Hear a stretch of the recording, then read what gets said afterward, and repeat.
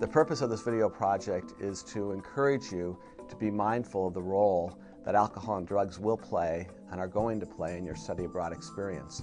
We're hopeful that by watching this and engaging in discussion with your peers and those who are accompanying you on the study abroad experience, that you will be able to minimize the risk and harm associated with alcohol and drugs and maximize your enjoyment of the culture you'll be in and the entire experience.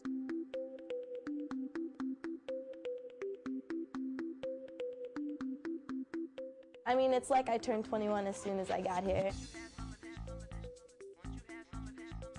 You can drink on the streets, no big deal. You see people walking around with, beers.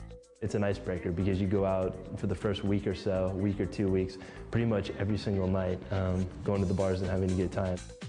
I feel bad saying it, but we drank probably 9 out of the 10 nights we were first here. Like, we drank a lot.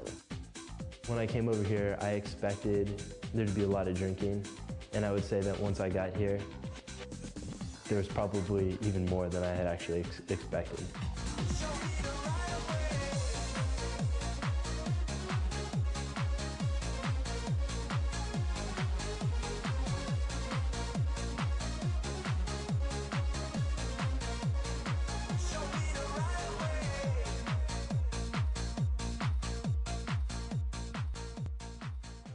Europeans think that American students are just there to get drunk.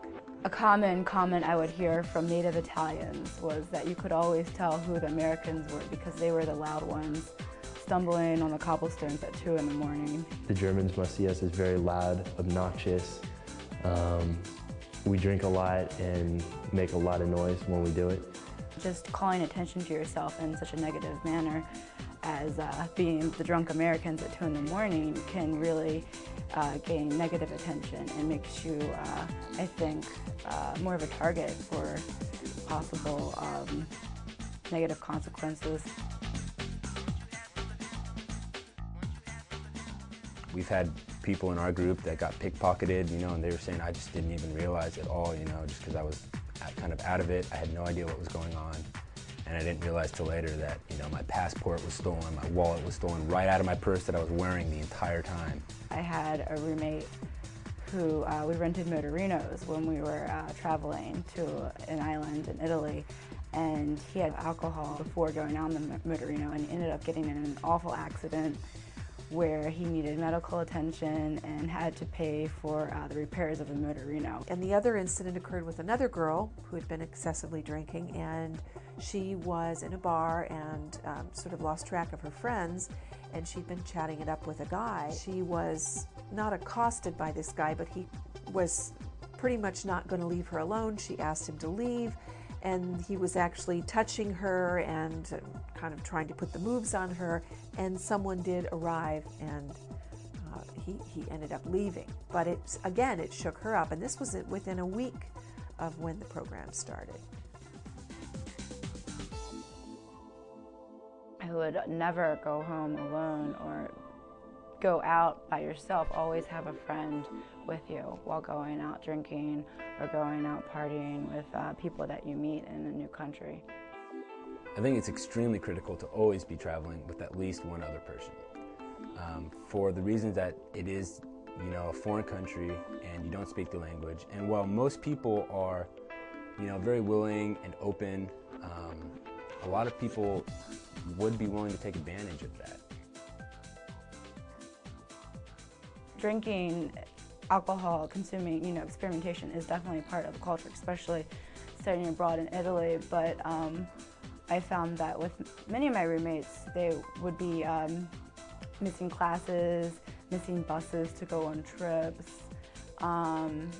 really not being so consumed by dealing with the consequences of their overconsumption that they weren't able to take part in the experience of living in Florence. Sure, alcohol does play a big part in daily life. In France, Italy, it's the wine. In Germany, it's the beer. And there's a lot consumed, but never at one time. It's much more about moderation and about enjoying the alcohol for what it is. In Germany, drinking means getting together and having a good time. Sitting together for 4 hours with 2 beers. It doesn't mean sitting together for 4 hours and having 20 beers. Going into another country, it's very important to be respectful of what is culturally acceptable and what is, considered appropriate. I think that while you're over there, you're really trying to experience a culture and experience everything from the art and the buildings and the language and the food and all of this. You're trying to have fun, and when you drink too much, you're kind of pulling away from that. You can really do that any place, and alcohol should be as a supplement, socially to have a good time, but it shouldn't be what you're relying on to have a good time. Because you'll find that you'll just want to go out every night when you get here, and then after a couple weeks you're going to be broke and you're going to get sick, and it's not worth it. There's 4 months. Take your time and enjoy it. Have your focus be elsewhere instead of 100% on another beer, shots all around, which granted that is fun sometimes, but just make sure that there's a part of your brain that is staying conscious about being responsible. About all of it. Keep it in moderation, but go out and have a good time too.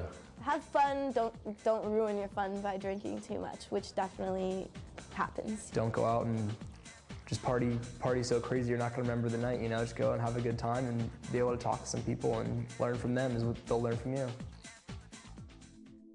We hope that this video presentation has given you a heads up, made you more aware and mindful of the role that alcohol can play in the study abroad experience.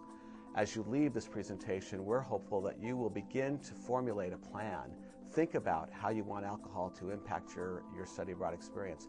Know that you want to maximize your experience of the culture. You don't want to miss out on any of the fun things that are going on. The choice is ultimately yours.